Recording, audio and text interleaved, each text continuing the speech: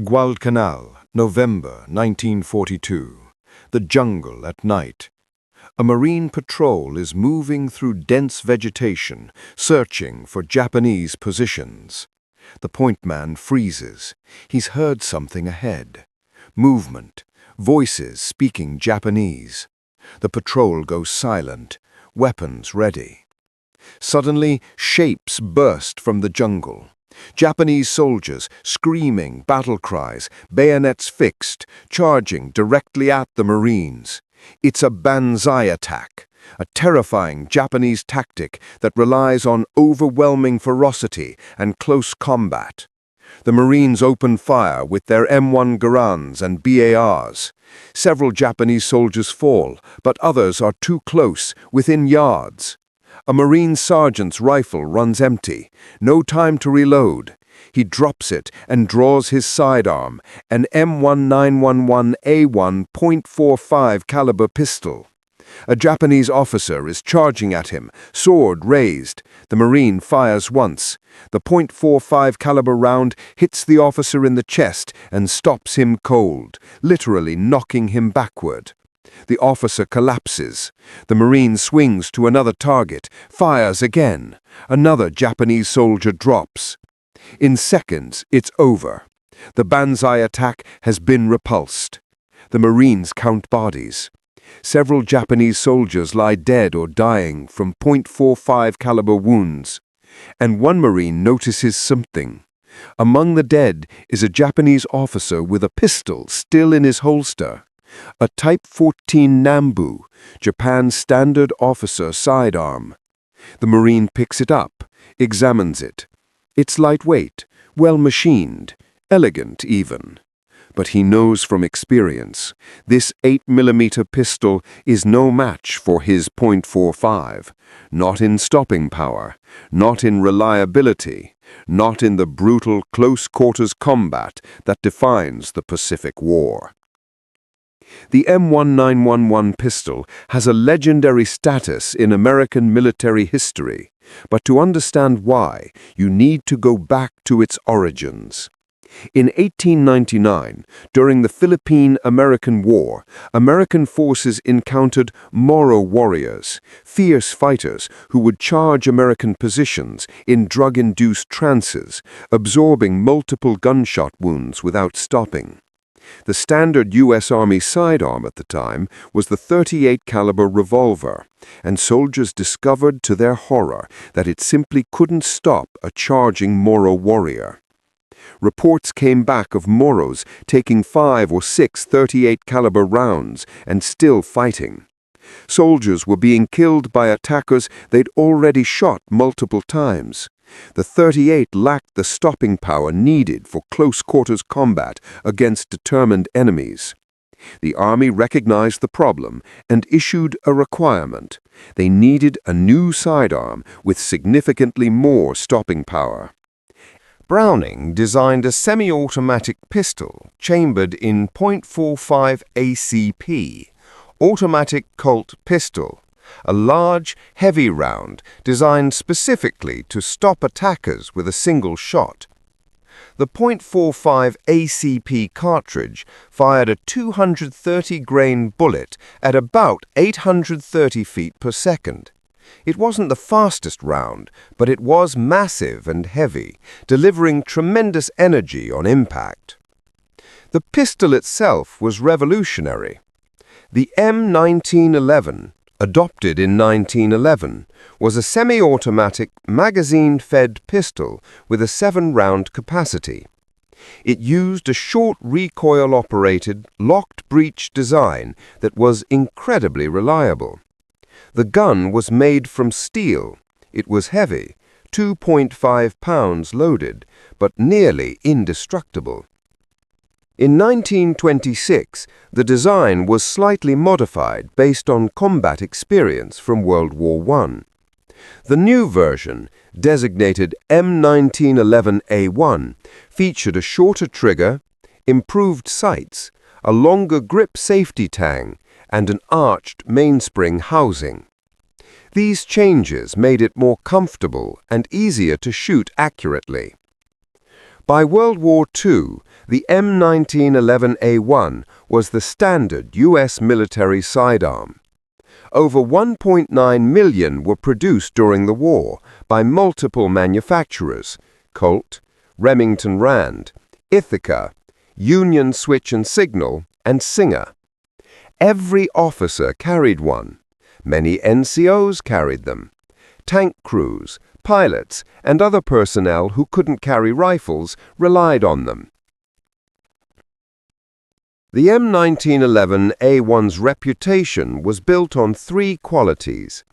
Stopping power. The .45 ACP round was devastating at close range. It created massive temporary wound cavities and delivered enough energy to physically stop attackers. In the close-quarters jungle fighting of the Pacific, this was critical. Marines and soldiers facing banzai attacks knew that their .45 would drop an attacker with one well-placed shot. Reliability. The M1911A1 worked in conditions that would stop other firearms. Mud, sand, salt water, jungle humidity, the 1911 kept firing. Its simple design and loose tolerances meant it could handle dirt and debris without jamming. In the Pacific Theater, where maintenance was difficult and conditions were extreme, this reliability saved lives. Durability. The M1911A1 was built like a tank. The steel frame and slide could take tremendous abuse. Soldiers dropped them, dunked them in rivers, carried them through jungles for months, and they kept working. There are documented cases of M1911A1 pistols firing tens of thousands of rounds without major failures. By 1942, when American forces began fighting Japanese troops in the Pacific, the M1911A1 had proven itself in multiple conflicts. It was a mature, reliable weapon in the hands of well-trained troops. The Japanese, meanwhile, had taken a very different approach to pistol design. The Type 14 Nambu, Japan's standard military pistol during World War II, reflected a completely different design philosophy than the M1911A1.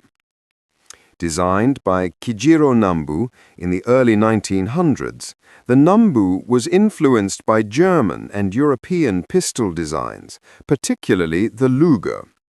It was chambered in 8 by 22 mm Nambu, a relatively weak cartridge by military standards, firing a 102-grain bullet at about 1,000 feet per second. The Type 14, named for the year of the Japanese calendar when it was adopted, 1925 in the Western calendar, was the most common variant. It was a recoil-operated, locked-breech semi-automatic with an 8-round magazine. The design was elegant and well-machined, with a distinctive appearance and smooth lines. Japanese officers purchased their own sidearms. They weren't issued by the military. This meant that the Nambu had to be affordable enough for junior officers to buy. The result was a pistol that looked good and was relatively inexpensive to produce, but made compromises in materials and design. The Nambu had several design features that made it distinctive. The action was based on a modification of the Glisenti mechanism, a recoil-operated system that required careful manufacturing tolerances to work properly. The gun had an exposed sear bar on the left side, which could theoretically cause accidental discharge if bumped. The magazine release was a small button on the bottom of the grip that could be difficult to operate under stress. The pistol's construction quality varied significantly. Early models were well made with good materials, but as the war progressed and Japan's industrial capacity strained under Allied bombing and resource shortages, quality declined dramatically. Late-war Nambus were often made with substitute materials, poor machining, and inadequate quality control. But the Nambu's biggest problem wasn't its construction, it was the cartridge. The 8mm Nambu round was weak by military standards. It had roughly half the energy of a .45 ACP round. In combat, this translated into poor stopping power. American forces quickly learned that Japanese soldiers shot with Nambu rounds would often keep fighting. There are numerous documented cases from the Pacific War of Japanese officers emptying their Nambus into American soldiers, hitting multiple times and failing to stop the attack. The small, relatively slow 8mm bullets simply didn't deliver enough energy to incapacitate an enemy quickly. This wasn't just an American observation. Japanese military reports from China and later from Pacific battles noted that the Type 14 stopping power was inadequate. Officers complained that in close combat, the Nambu was ineffective unless you achieved a perfect head or heart shot. The Japanese military knew the Nambu was underpowered. They considered adopting a more powerful cartridge or even licensing production of European designs. But by the time these discussions happened in the late 1930s, hundreds of thousands of Nambus had been produced. Changing the standard cartridge would require massive retooling and retraining. Japan's industrial base, already stretched thin preparing for war, couldn't afford it. So Japanese officers went into World War II with a pistol that was elegant, well-designed in theory, but fundamentally inadequate for the brutal close-quarters combat they would face in the Pacific. When American and Japanese forces first clashed in the Pacific, the differences between the M1911A1 and the Nambu became immediately and brutally apparent. The Pacific War was characterized by close-quarters jungle fighting, night attacks, and hand-to-hand combat. This was exactly the environment where sidearms mattered most, and in every metric that mattered in combat, the M1911A1 dominated. Stopping power. The most critical difference was lethality. The .45 ACP round delivered roughly 350 to 400 foot-pounds of energy at the muzzle. The 8mm Nambu delivered about 165 to 190 foot-pounds of energy. That's less than half the energy. In practical terms, this meant that a hit from a .45 would often stop an attacker immediately, even without hitting vital organs. The massive bullet created a large temporary wound cavity, broke bones, and delivered hydrostatic shock. Marines reported that Japanese soldiers hit with .45 rounds would drop instantly, even from peripheral hits. The 8mm Nambu, by contrast, had to hit vital organs to be effective. The small bullet didn't create significant wound cavities and could pass through without causing immediate incapacitation. There are numerous accounts of American soldiers being shot multiple times with Nambu pistols and continuing to fight. One Marine Corps after-action report from Guadalcanal noted, "Japanese officer fired his pistol 6 times at Corporal redacted from approximately 15 feet. 4 rounds struck Corporal in the torso. Corporal returned fire with M1911A1, hitting officer once in chest. Officer fell immediately and expired. Corporal walked to aid station and recovered fully." This pattern repeated throughout the Pacific theater. The .45 stopped enemies with one shot. The 8mm Nambu often didn't, even with multiple hits. Reliability. The M1911A1's legendary reliability was tested in the Pacific's brutal conditions: humidity, salt water, mud, sand, and neglect. It passed with flying colors. The loose tolerances that made the 1911 look crude compared to finely machined European pistols became an advantage. Dirt and debris that would jam tighter tolerance weapons simply didn't affect the 1911. Marines reported that they could dunk their .45s in rivers, shake out the water, and keep firing. The Nambu, with its tighter tolerances and more complex mechanism, was far more sensitive to field conditions. The exposed sear bar could catch on vegetation. The magazine well could collect mud and cause feeding problems. The recoil mechanism could fail if fouled with sand or debris. American troops who captured Nambu pistols and tried to fire them often found them jamming after a few rounds. The weak 8mm cartridge didn't provide enough energy to reliably cycle the action when the gun was dirty. Field reports noted that captured Nambus were interesting souvenirs but unreliable weapons. Durability. The M1911A1's steel construction made it virtually indestructible. Soldiers beat them against rocks, dropped them from vehicles, carried them for years without cleaning, and they kept working. The 1911 could be field stripped and reassembled in seconds with no tools. The Nambu, especially late war models, was far more fragile. The aluminium alloy used in some components would crack or deform. The complex mechanism had more parts that could break. And because officers purchased their own pistols, maintenance and spare parts were often unavailable. Ammunition availability. For Americans, .45 ACP ammunition was abundant.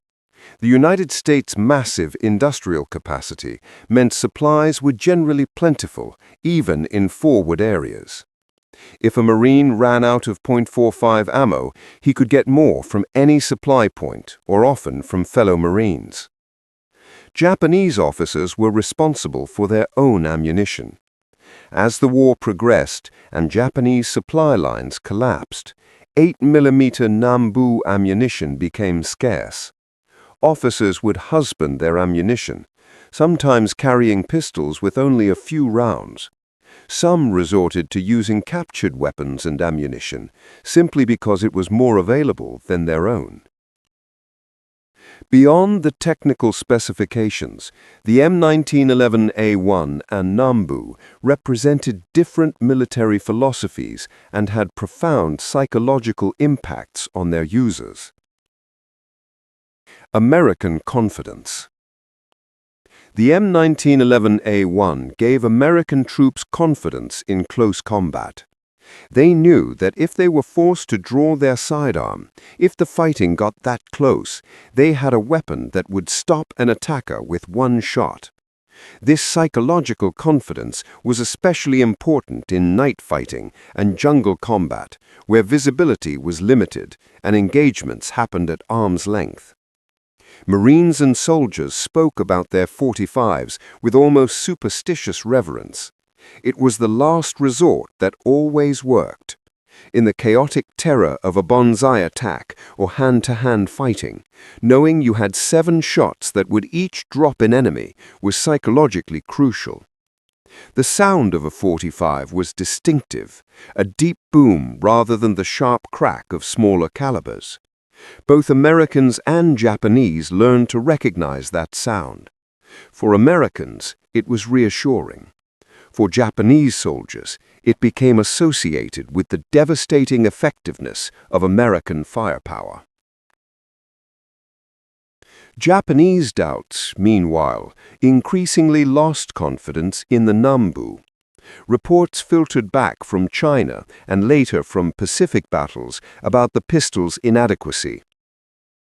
Officers knew they might need to empty their entire magazine and score multiple hits to stop an enemy soldier. This created a psychological burden. In the Japanese military culture, the officer's sword, katana, was the symbol of his authority and fighting spirit. The pistol was considered a secondary weapon, almost an afterthought. But in modern combat against American forces equipped with automatic weapons, charging with a sword was suicide. Japanese officers found themselves equipped with a pistol they didn't trust in combat situations where the sword was useless. This contributed to the fatalistic attitude many Japanese officers developed. If close combat occurred, they expected to die regardless of their weapons. There's also evidence that some Japanese officers preferred to capture American weapons when possible. Captured M1911A1 pistols were prized trophies, not just as souvenirs, but as functional weapons. Japanese officers who managed to obtain a .45 and ammunition would often carry it in preference to their Nambu. The trophy trade. Interestingly, while Japanese officers valued captured American pistols as weapons, American troops valued captured Nambus purely as souvenirs. The Nambu was exotic-looking, distinctly foreign, and made an impressive war trophy to send home or trade. But American troops universally regarded the Nambu as an inferior weapon. After-action reports and soldier accounts are filled with dismissive comments about captured Nambus. Looks fancy, but doesn't work. Jams constantly. Couldn't stop a squirrel, and similar assessments. This created an interesting dynamic. Americans would eagerly collect Nambu pistols, but as souvenirs, never as weapons they'd actually carry into combat. The contrast with the M1911A1 couldn't be starker. American troops wouldn't trade their .45s for anything. As the war turned against Japan, the inadequacies of the Nambu became increasingly apparent. But by then, it was far too late to do anything about it. Production quality collapse. From 1942 onward, American bombing devastated Japanese industrial capacity. Factories producing Nambu pistols were damaged or destroyed. Skilled workers were conscripted into the military or killed. Materials became scarce. Proper steel was diverted to more critical weapon systems. The result was that late-war Nambu pistols were often dangerously defective. They were made with substitute materials that would crack under stress. Manufacturing shortcuts led to poor machining and dangerous tolerances. Some late-war Nambus would fail catastrophically when fired, injuring the shooter. American troops who captured late-war Nambus often found them completely non-functional, unable to fire even a single magazine without jamming. These pistols were almost comically bad compared to early war models, let alone compared to the M1911A1. Supply failures. By 1944, Japanese supply lines in the Pacific were in collapse. Submarines, aircraft, and surface raids had cut off most isolated garrisons. Ammunition, including 8mm Nambu rounds, became virtually impossible to obtain for troops on bypassed islands. There are documented cases of Japanese officers with Nambu pistols, but no ammunition. Some filled their magazines with empty cases just to maintain the appearance of readiness. Others carried their pistols without magazines entirely, reduced to symbols rather than weapons. Desperation measures. The Japanese military desperately tried to address the pistol situation in the war's final years. They produced simplified versions, like the Type 94 Nambu, even less reliable than the Type 14. They considered adopting captured weapons as standard issue. They even began training officers to rely primarily on hand grenades rather than pistols for close combat. None of it mattered. By 1945, Japan's industrial base was shattered. Its supply system was broken, and its forces were increasingly isolated and doomed. The inadequacy of the Nambu was just one small symptom of a larger industrial and military failure. The M1911A1 continued in U.S. military service for decades after World War II. It fought in Korea, Vietnam, and numerous smaller conflicts. The basic design remained largely unchanged, testimony to how good it was from the start. The 1911 wasn't officially replaced as the U.S. military's standard sidearm until 1985, when the Beretta M9 was adopted. Even then, many special operations units continued using modernized 1911 variants because of the .45 caliber's superior stopping power. Today, over 100 years after its adoption, the 1911 design remains popular. Millions of civilian and military variants are in use worldwide. Custom 1911s are produced by dozens of manufacturers. The design that John Browning created to stop Moro warriors in the Philippines remains relevant in the 21st century. The Nambu's legacy is quite different.